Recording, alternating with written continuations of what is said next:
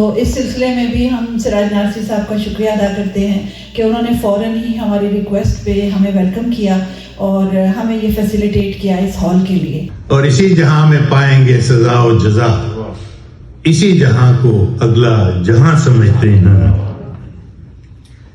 اور ہمیں سے مہکا ہے آصف میاں ریاض سخن، دیار غیر میں ہم یہ زباں سمجھتے ہیں.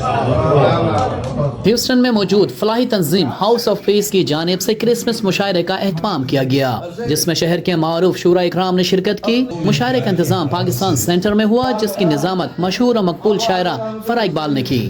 اس موقع پر ڈاکٹر آصف قدیر نے صدارت کے فرائض انجام دیے. کرسمس کے حوالے سے ہونے والے مشاعرے میں شاعروں کی بڑی تعداد شریک تھی، جنہوں نے اپنی شاعری سے محفل میں سما باندھ دیا. شاعروں میں موجود احمد شاہ غزالی، افضال خان، جمیل درانی، باسط جلیلی، عقیل اشرف، غضنفر ہاشمی، مجید اختر، افضال فردوس اور آصف قدیر نے زبردست شاعری کی.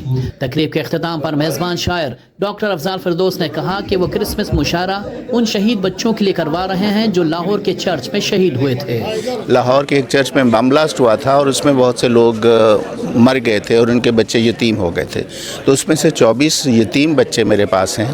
ان کے لیے میرا چرچ اور کچھ پرسنل ڈونرز جو ہیں، انڈیویجول ڈونرز، وہ کرتے ہیں ڈونیشن. تو اپریسیشن کے لیے سال کے اینڈ میں کرسمس پر میں یہ مشاعرہ کرتا ہوں. اور چونکہ میں بنیادی طور پر شاعر آدمی ہوں، میری پہلی اور آخری شناخت یہی ہے کہ میں شاعر ہوں اور میری 8 کتابیں چھپی ہوئی ہیں، تو یہ میرا اعزاز ہے کہ میں کرسمس کا مشاعرہ ہر سال کرتا ہوں. کیونکہ دھماکے اور لوگ تو کافی زیادہ نقصان ہوا ہے اس طرح کے واقعات میں، لیکن کیا کوئی خاص چرچ تھا جس میں آپ کی وہاں پہ آمد؟ یہ دیکھیں نا، ہم نے پکڑا صحافیوں والی بات کی. اس چرچ سے خاص بات یہ تھی کہ وہاں میرا نکاح ہوا تھا. اس چرچ میں لاہور کی ایک کالونی ہے یوحنا آباد، اور اس میں چرچ جو تھا کرائسٹ چرچ، وہاں میرا نکاح ہوا تھا کوئی 36 سال پہلے. اور چونکہ وہ میرے دل میں ایک اس سے نسبت تھی، تو اس چرچ کے بچوں کو جو یتیم ہوئے وہ میں نے اڈاپٹ کیا ہوا ہے. وہ ہر سال کرسمس کا مشاعرہ کرتے ہیں، میں ہی اس کی نظامت کرتی ہوں. اس سال وہ طبیعت کی خرابی کی وجہ سے اپنا مشاعرہ آرگنائز نہیں کر پا رہے تھے.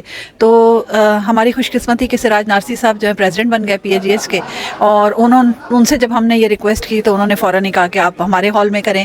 اور یہ بڑی خوشائند بات ہے کہ انہوں نے ہمیں اپنا ہال دیا اور ساری فیسیلیٹیٹ کیا ہمیں اس کے لیے. تو یہ بیسیکلی ہم پاکستانی ہیں سارے، اور شاعر کا کوئی سرحدیں نہیں ہوتی ہیں، شاعر کا کوئی مذہب نہیں ہوتا، کچھ شاعر ہوتا ہے اور شاعری ہوتی ہے.